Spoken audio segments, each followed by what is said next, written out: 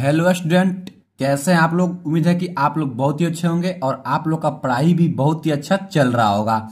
आज मैं इस वीडियो में त्रिकोणमिति के बहुत ही इंपॉर्टेंट प्रश्न कराने वाला हूं, जो कि आपके लिए काफी महत्वपूर्ण होने वाला है।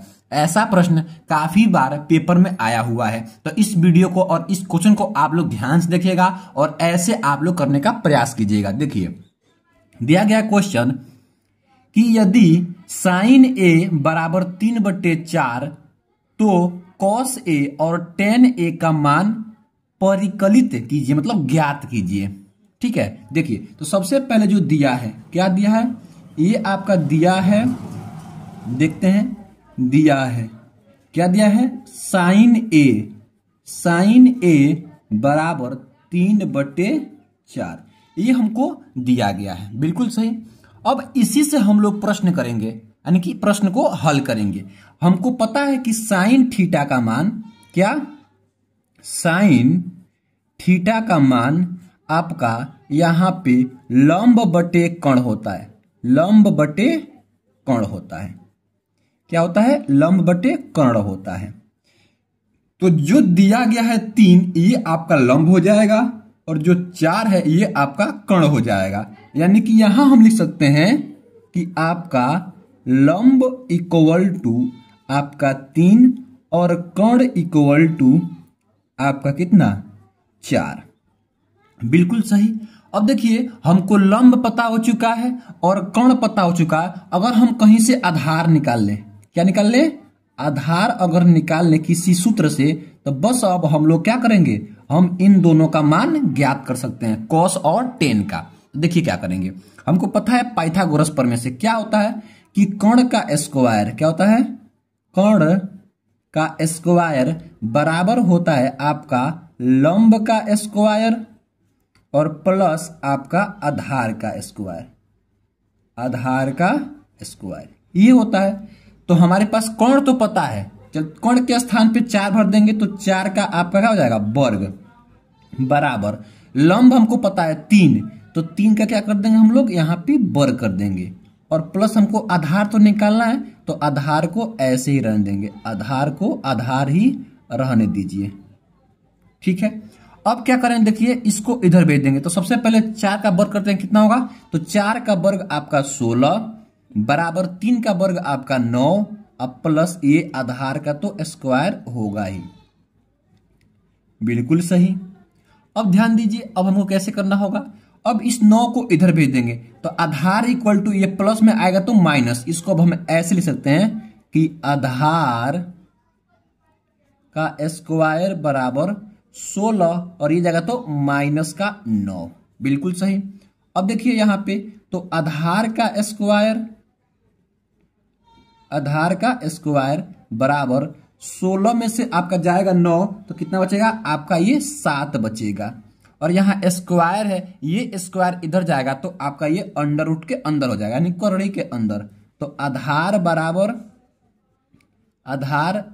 क्या जाएगा, √7, ये इतना हो गया। तो अब देखिए हमको आधार मिल चुका है और लंब और कर्ण हम लोग को पहले से यहां से देखिए पता है। अब क्या करना है, हमको कॉस ए और टेन ए का मान ज्ञात करना है। तो देखिए क्या करेंगे, हमको पता है, यहां देख लीजिएगा कि आपका कि कॉस ए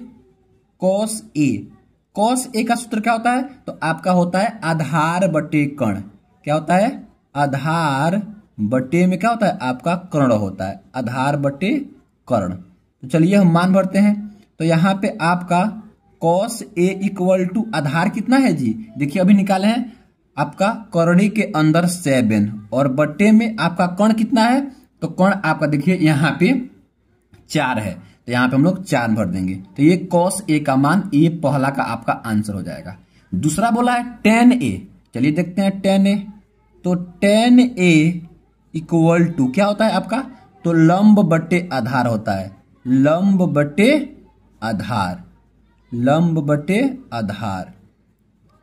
तो लंब कितना है जी आपका, तो लंब आपका 3 है, देखिए यहाँ पे 3, तो 3 भर देंगे और बट्टे में आधार, तो अभी हम लोग आधार निकाले हैं आपका करड़ी में 7, तो एक करड़ी में 7 किसका मान आपका है, तो ये आपका tan a का है, कितना है 10a। तो आपका यहां से दोनों का आंसर एक 10a इक्वल टू कितना आ गया, तो 10a इक्वल टू 3/√7 और एक यहाँ पे cos a इक्वल टू आपका यहाँ पे √7 और बट्टे में क्या हो जाएगा आपका ये 4।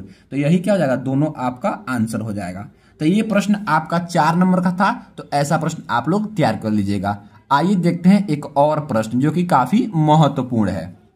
देखिए अब ये प्रश्न है, सेम वैसे ही प्रश्न है, थोड़ा सा हटके है। दिया है कि यदि 15 cot a बराबर 8 हो तो sin a और sec a का मान ज्ञात कीजिए। तो सबसे पहले यहां पे लिखेंगे हम लोग हल, ठीक है।